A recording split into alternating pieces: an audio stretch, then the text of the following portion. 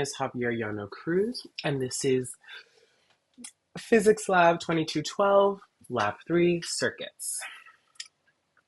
So the purpose of this experiment is to investigate the behavior of electrical circuits by applying the energy conservation, or principles of energy conservation and current conservation. Using Kirchhoff's loop rule and the steady-state definition of current conservation, the experiment aims to predict how circuits containing resistors in series and parallels behave. Measurements of conventional current and potential difference will be taken using multimeters to compare theoretical predictions with experimental results. Additionally, the experiment will examine the behavior of ohmic resistors and capacitors using standard circuit components available in the physics lab, including meters, batteries, resistors, and capacitors.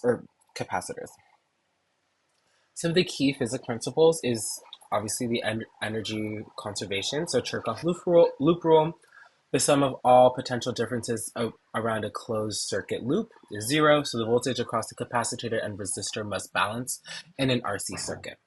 Charge conservation. Charge cannot be created or destroyed in a circuit, which determines how current flows and distributed in steady-state conditions. Definition of electrical current. Current is the rate of flow charge, so I equals the derivative of Q over the derivative of time, all negative, which describes how charge leaves the capacitor during discharge. Some more key physics principles are capacitor voltage charge relationship. So the voltage across a capacitor is proportional to the charge stored. So delta V equals Q over C. Exponential decay in RC circuits. When a capacitor discharges the resistor, the charge and voltage decrease exponentially over time. So kind of like how when we see a light bulb, how it lights up initially really bright at first, but then over time as it runs through the capacitor, the light bulb dies slowly. And then the time constant in RC, the characteristic of time that determines how quickly the voltage across the capacitor decreases, reaching eventually a 1 over E of its initial value over one time constant.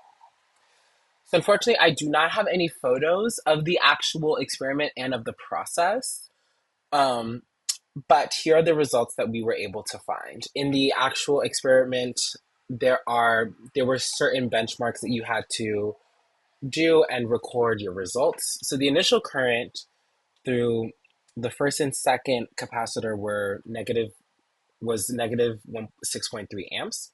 When we reversed the capacitor in one of them it was a negative 6.3 and one of them it was a positive 6.3, which we expected to see based off of how basically the circuit loop works. When we converted the ammeter to a voltmeter, the capacitor decreased, but still stayed negative to 2.9 amps.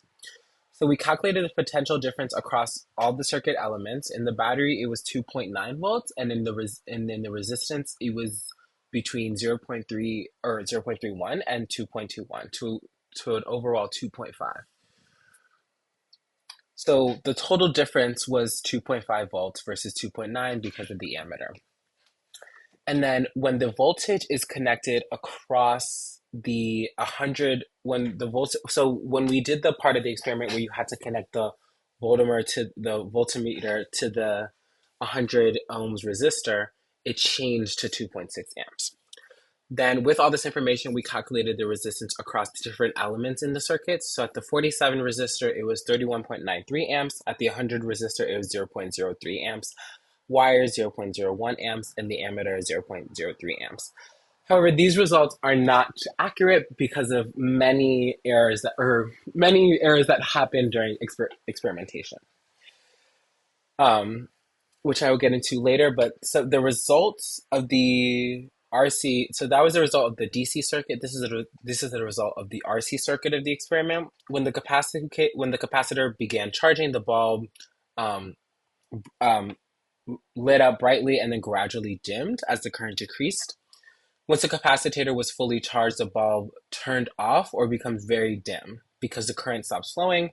When the capacitor was disconnected from the battery and allowed to discharge through the bulb briefly lit up and then faded out as the capacitor released its stored energy. The circuit with the 10 ohm bulb charge and discharge faster than the circuit with the 20 ohm bulb, since the low resistance produces a smaller RC time constant.